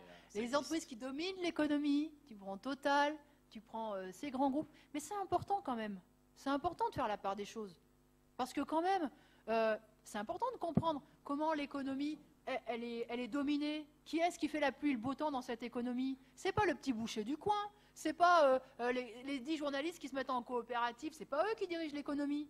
Ceux qui dirigent l'économie, c'est les grands groupes. C'est les quelques milliers à l'échelle de la planète de grands groupes qui font que leurs sous-traitants sont liés à eux, sont complètement dépendants d'eux, ne peuvent rien faire sans leur accord. Regardez le nombre d'entreprises qui ferment de 300, 400, 500, 600 salariés tous les jours. C'est difficile même de connaître l'information. C'est difficile de connaître l'information elle-même. C'est des trop petites entreprises. Mais ces petites entreprises, elles ferment parce que leurs donneurs d'ordre, ils ont décidé de changer leur stratégie d'achat. Parce qu'ils ont décidé d'aller acheter à des milliers de kilomètres, etc. Et c'est pour ça qu'ils ferment. Ça veut dire qu'en fait, il y a des dizaines de milliers de licenciements qui dépendent de ces grands trusts. Et l'économie, elle est dominée par ces grands trusts qui sont dans les mains d'une minorité de capitalistes. Et c'est ce pouvoir-là que nous pensons, nous, devoir contrôler. Il faudrait que les travailleurs, la population, contrôlent ce pouvoir-là. Et vous savez, en ayant le contrôle sur les quelques milliers de grandes banques dans le monde, en ayant le contrôle sur les quelques milliers de grandes entreprises, des grandes branches, du pétrole, de l'énergie, de l'agroalimentaire, de la chimie, eh bien, avec ces leviers-là, on aurait les moyens de se dire, vraiment de se poser la question collectivement, qu'est-ce qu'on décide de produire? En quelle quantité? Qui en a besoin? Comment on fait? On pourrait le faire, rien qu'en tenant ces leviers-là. Eh bien, moi, je suis pour ce pouvoir-là. Je suis pour que ce pouvoir-là, eh bien, on le contrôle. Et ça, je suis désolée, ça ne passe pas par des élections. On ne nous propose pas d'organiser des élections pour ça. Oui, vous parliez de régularisation massive des sans-papiers, mais est-ce que vous ne seriez pas peut-être la meilleure alliée des capitalistes pour qui ça les arrange bien d'avoir une main-d'œuvre qui n'est pas trop exigeante sur le salaire? Et donc, qu'est-ce que vous en pensez? C'est vrai que c'est vrai. D'un côté, allié des capitalistes, après ce que je viens de dire, je ne crois pas. Hein. Mais tu n'as pas tort, dans un certain sens, parce que c'est vrai que c'est les capitalistes qui ont organisé même l'immigration. C'est vrai. C'est vrai que c'est eux qui sont allés chercher des travailleurs en Algérie, au Maroc, en Tunisie, pendant tout un temps, qui ont organisé le recrutement dans les villages sur place, en envoyant des gens, en envoyant des moyens, des transports, etc., oui, bien sûr, parce que, chercher une main-d'œuvre plus malléable, plus facilement exploitables, qui ne soient pas capables de se défendre. Et les mêmes patrons, pendant tout un temps, ils étaient très heureux que les travailleurs immigrés qu'ils arrivaient à faire venir ne maîtrisent pas la langue, ne sachent pas lire, ne sachent pas écrire. Ça leur convenait parfaitement. Parce que c'était encore plus facile à exploiter. Quand on ne sait pas lire, quand on ne sait pas écrire et quand on sait pas, qu'on ne comprend pas sa fiche de paye, quand le patron en donnait, ce qui n'était même pas... voilà. Donc oui, ils ont organisé. Oui, pour exploiter, ils sont prêts à tout. Et ils sont prêts aussi, vous savez, à aller dans tous les pays du monde. Ils sont prêts à faire travailler les enfants. Ils n'ont pas de limite. Voilà. Donc, ceci dit, moi, encore une fois, les travailleurs qui sont dans ces situations-là, qui sont exploités, qui sont ici, eh ben, c'est avant tout mes alliés. C'est avant tout mon camp. C'est mon camp. Et je pense que les travailleurs qui ont la nationalité française ou pas, eh bien, ils doivent se battre avec eux. Voilà. Donc pour moi, ce n'est pas les calculs des patrons qui m'intéressent, c'est cette présence-là et cette communauté d'intérêt qui devrait normalement renforcer les luttes de la classe ouvrière. Donc, il y avait une autre question ici. Oui, j'ai une question un petit peu plus légère. À chaque fois que je vois une affiche de lutte ouvrière, je suis un tout petit peu effrayé parce que je vois toujours ce logo, enfin cet emblème de marteau et la faucille, un emblème qui d'ailleurs a disparu dans de nombreux partis politiques français, le Parti communiste, même l'Humanité d'ailleurs n'a plus cet emblème sur sa première page. Et d'ailleurs, il est uniquement, aujourd'hui, il reste uniquement sur certains drapeaux de Corée du Nord, d'ailleurs, il y a un petit lien de parenté, et de Cuba, c'est vrai, on le retrouve encore. Et pourquoi, vous n'avez pas peur que cet emblème effraie les gens en termes de communication? Je sais pas. Question très légère. Oui, non, mais c'est vrai que c'est... Nous, on est communistes. On est communistes. On est communistes révolutionnaires. On s'en réclame. On est fiers de l'être. Voilà. On est fiers de l'être. Et un des symboles, oui, c'est la faucille, c'est le marteau, c'est l'international. Et on est communistes, bien que l'on pense qu'il n'y a jamais eu de société communiste sur la planète. Il n'y en a jamais eu. Voilà. Mais on est communiste parce qu'on pense que oui, il faut organiser la société en mettant en commun les moyens de production, en organisant au travers d'une planification, en essayant de planifier, en tout cas, pas forcément tout. Je pense qu'il y a plein de choses qui ne doivent pas être planifiées, qu'on peut laisser justement être gérées autrement. Mais en tout cas, oui, pour les grands secteurs de l'économie, il faut absolument les planifier. C'est comme ça qu'on pourrait vraiment prendre le contrôle et décider de où mettre les forces, où mettre les moyens. Donc, nous, on est... ça s'appelle le communisme. C'est cet idéal-là. Et c'est pas parce que certains ont utilisé l'étiquette, s'en sont emparés et, oui, ont discrédité, ont disqualifié cet idéal-là, que nous, on va l'abandonner, parce que justement, ce serait une façon de dire qu'ils ont gagné, et ce n'est pas eux qui le représentent, le communisme. Staline ne représentait pas le communisme. Et Trotsky s'est battu justement pour dire, attention, mon courant représente véritablement cet idéal, ce combat pour la société communiste. Et ce qui se passe en Union soviétique, c'est une caricature de tout ça. Ça n'a rien à voir. Les idées communistes, ça n'a jamais été des idées... le communisme, ça ne va pas sans la démocratie. Parce que le communisme, c'est organiser l'économie pour répondre aux besoins de la population. Mais pour connaître les besoins de la population, il faut qu'elle puisse les dire, il faut qu'elle puisse les exprimer. Il faut et ça veut dire la démocratie. Le communisme, ça ne va pas sans la démocratie. Voilà. Et juste une petite parenthèse, le capitalisme, ce n'est pas toujours avec la démocratie. C'est aussi bien souvent avec la dictature. Mais ça, vous savez, distinguer quand même tout ça, j'imagine. Voilà. Mais pour nous, le communisme, oui, c'est à construire. C'est un idéal pour lequel il faut se battre. Et, eh bien, on ne va pas changer de nom parce qu'il y a eu des dirigeants politiques qui sont emparés de cette étiquette, justement parce qu'elle représentait un espoir. Vous comprenez pourquoi des régimes aussi dictatoriaux que la Corée du Nord ou d'autres se sont emparés de cet emblème-là, c'est parce que ça a suscité un espoir immense, ça a suscité un enthousiasme pour tous les exploités du monde, de se dire que la société, elle pouvait fonctionner sans bourgeois, sans parasites, sans cette minorité qui fait rien de ses 10 doigts, mais qui décide à la place de tout le monde. Pour tous ceux qui le vivent au jour le jour, ça, de tout fabriquer, de tout produire, de tout faire fonctionner, et de jamais avoir la possibilité de dire comment il faut les organiser. Tout ça, ce qui s'est passé en Union soviétique, cette révolution, ça a été un espoir immense. Donc, oui, cet emblème a été utilisé, ils s'en sont servis pour tromper les gens. Mais nous, ça reste le combat qu'on veut mener. Donc, on garde et on tient sur ces idées et on essaye de faire comprendre ce que ça veut dire. Et tous ceux qui prendront soin de se plonger dans ce qu'a pu défendre Marx, dans ce qu'a pu défendre Lénine, dans ce qu'a pu défendre Trotsky, ça, ils le comprendront. Ils le comprendront. Parce que, ça a été des choses discutées, rediscutées, et nous, on continue ces combats-là. On a une autre question. Une dernière question, peut-être? Mettez-vous d'accord, démocratiquement. Ah, c'est bon. Oui, donc je vous avoue, je suis assez étonnée parce que vous étiez prof d'économie.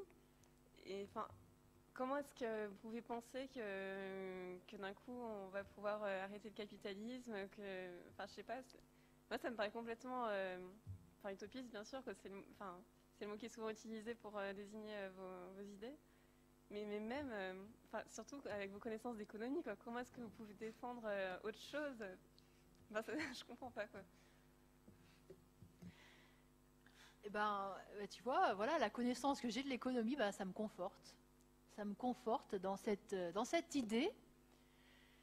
Quand on réfléchit bien, quand on regarde le degré de concentration de l'économie, c'est-à-dire que de plus en plus de richesses sont fabriquées par de moins en moins de trusts, par de moins en moins de groupes.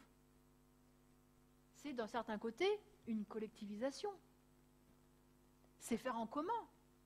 On a organisé collectivement la production. C'est des grandes entités. Vous êtes d'accord avec moi? De plus en plus grandes. Et c'est elles qui comptent. Eh bien, pourquoi on va à la fois vers une sorte de socialisation, de travail organisé de façon collective, dans des grandes entités qui rassemblent des milliers, des dizaines, des centaines de milliers de travailleurs? Et pourquoi la direction de ces groupes, elle est dans les mains d'une toute petite minorité? Il n'y a pas une contradiction là? Mais il y a une contradiction. On fait tout collectivement. Même, vous savez, ce qu'on nous présente comme les grandes prouesses, comme les grandes vous savez, le Vendée Globe, par exemple, grande prouesse individuelle. Mais même le Vendée Globe, ce n'est pas une prouesse individuelle, c'est une réussite collective. Le Vendée Globe, c'est un travail d'équipe, c'est le concentré du progrès technique, de la technologie, qui est mise au service d'une aventure qui est collective, en fait. Dans cette société, plus rien ne peut se faire individuellement. C'est pas vrai. Les choses sont faites collectivement. Elles sont fabriquées collectivement, elles sont transportées collectivement. On est tous des maillons de la même chaîne. Sauf que, à chaque fois, pour décider, pour prendre les grandes orientations, et bien là, non, on ne peut pas le faire collectivement. Et bien moi, je crois que l'économie qui se développe, et vous savez, la crise financière, elle a conduit aussi à la concentration des banques. Il y en a de moins en moins de banques, et elles sont de plus en plus grosses. Elle conduit à une concentration. Et bien moi, je pense que tout dans l'économie pousse au fait qu'on doit diriger cette société collectivement. Voilà. Donc ça conforte, oui, mes aspirations, mon point de vue communiste, le fait que cette économie-là, organiser les choses le plus collectivement possible, en s'intéressant avant tout aux besoins de la population, tout ça, c'est quelque chose qui est possible, qu'on a à portée de main. Je crois qu'on avait encore une question par là. Là aussi. Voilà, ce sera les deux dernières, après on va vous libérer. Bien. Voilà. Vous venez de parler de grands trusts, de grandes unités de production, de trucs assez gigantesques à la manière de Renault à Boulogne, pas loin, dans les années 50, 60, 70, là où ils étaient 40 000 sur le même site. Mais ça n'existe plus en France, des unités de 40 000 personnes. À la limite, vous trouvez 2 000, 3 000, 4 000 personnes à Smart, dans l'Est. Vous trouvez des trucs comme ça, mais notre tissu industriel, c'est fondamentalement des PME, des entreprises. La plupart de nos entreprises, ça va de 2 à 5, 10, 15 salariés. Et il n'y a même pas de dialogue social à avoir, puisqu'il est évident. Il n'y a pas de... Ces grands trusts industriels, plus ça va, et grâce au progrès de la technique, moins il y a besoin de mettre 2000 ouvriers sur une même voiture. Il y a j'ai l'impression que vous vous trompez de cible, enfin c'est une impression que j'en ai, en parlant des ouvriers qui sont exploités par les patrons. Moi, je vais vous donner un cas très pratique. C'est tout simplement mon père qui fait des parfums, qui exporte à 90% en direction du Moyen-Orient. La crise arrive. Il a dû délocaliser la production parce qu'il n'était plus assez rentable. Et s'il ne délocalisait pas la production, ça veut dire quoi? Ça veut dire 5 ouvriers en moins. Ça voulait dire que tout simplement, c'était carrément la production de richesse de l'entreprise qui disparaissait. Donc ce n'est pas 5 personnes, mais c'était 20 personnes qui se retrouvaient à la rue. Donc moi, je pense que vous vous trompez de cible en parlant des grands trusts, de tous ceux qui sont dans les grandes usines qui tendent à disparaître. Alors elles existent encore en Chine, mais en France, elles existent encore dans tous ces pays-là, mais en France, c'est pas votre cible. Alors, plus assez rentable par rapport à quoi? Par rapport à qui? Qui est-ce qui écrasait les prix de ce parfum, hein?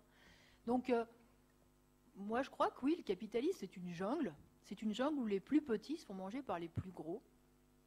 Voilà, tout simplement. Mais les plus gros, ces grands trusts dont je parle, bien sûr qu'ils ont moins d'ouvriers.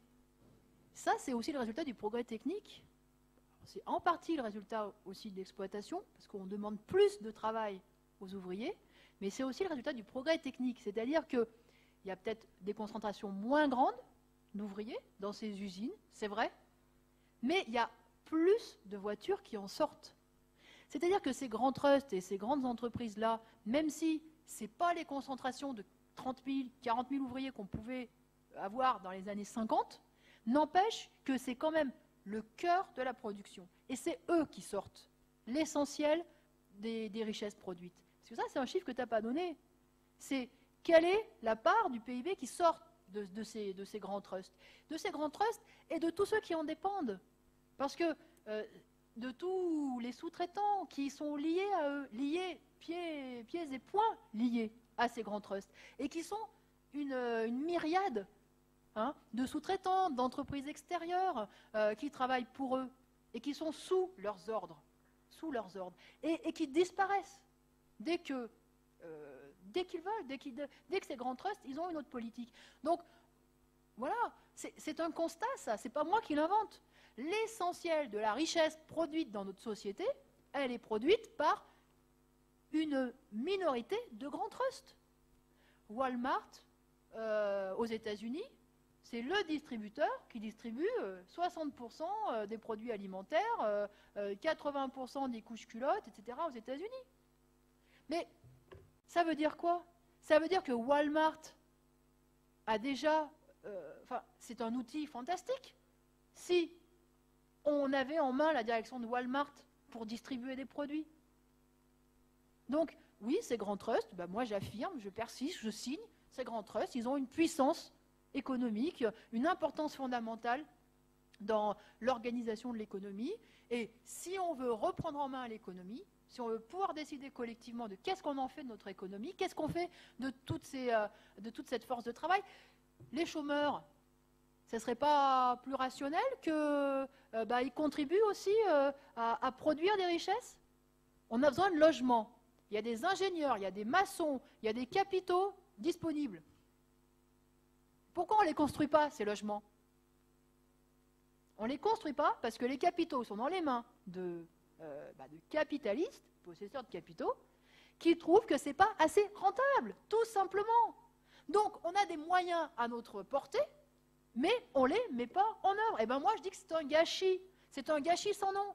Et l'argent, eh bien, ils trouvent que c'est mieux d'aller le spéculer en bourse, hein, pour arriver à ce qu'on a connu, c'est-à-dire à cette crise financière qui a bloqué toute l'économie et qui nous renvoie, disons, 10 ans, 20 ans en arrière. Cette économie-là, elle ne marche pas, elle n'est pas rationnelle, elle est complètement folle. Il faut la remettre sur ses pieds. Voilà. D'accord. Donc on avait une dernière question ici. Bonjour madame. Bonjour. J'aimerais réagir sur quelque chose que vous avez dit tout à l'heure et faire parler un petit peu d'histoire. Vous avez parlé de l'URSS, je pense que tous dans la salle nous avons étudié l'histoire de l'URSS et je vois mal comment vous et les communistes de manière générale peuvent affirmer que les gens sous l'URSS vivaient mieux que les gens dans des pays comme les États-Unis. Je veux dire, même Lénine, à la fin de sa vie, a compris que la politique économique uniquement communiste ne fonctionnait pas. Quand on voit qu'il a mis en place des politiques comme la NEP pour libéraliser l'agriculture alors que toute la population mourait de faim en URSS, j'aimerais savoir comment on peut dire que cette politique communiste peut fonctionner. Alors, bon, enfin, je ne vais pas tout redévelopper, mais je n'ai pas parlé de la politique de Staline, hein, et d'ailleurs, j'ai peut-être pas assez insisté, mais je voilà. parle de la politique de Lénine qui a fait quand même une famine à la fin de sa vie et en face de laquelle il a réagi par une libéralisation de l'agriculture. Alors, je tiens quand même à dire que la famine, l'appauvrissement du pays, tu peux autant le mettre sur le compte de la Première Guerre mondiale que sur le compte des années qui ont suivi. Et les années qui ont suivi, parce que je rappelle quand même, hein, tout le monde, la révolution russe, c'est vraiment l'horreur. Mais je ferai quand même remarquer que l'horreur, c'était la Première Guerre mondiale. C'était ça l'horreur. Oui, mais comment tous les pays capitalistes ont réagi avec une croissance très importante?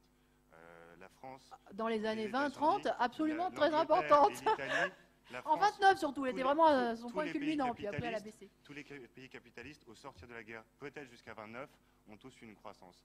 Le communisme, non. Les communistes, non. Ils se sont effondrés dans la famine. Et Lénine l'a bien compris lui-même. Il a mis en place une libéralisation. C'est-à-dire qu'il s'est bien rendu compte que c'était peut-être sa politique et pas la guerre qui était la cause de cette On pourrait discuter des heures, mais tu vois, même la NEP dont tu parles, qui a été mise en place en 21, eh bien, figurez-vous que Lénine l'a préconisée en 1917, en octobre 1917. Lénine préconisait la NEP.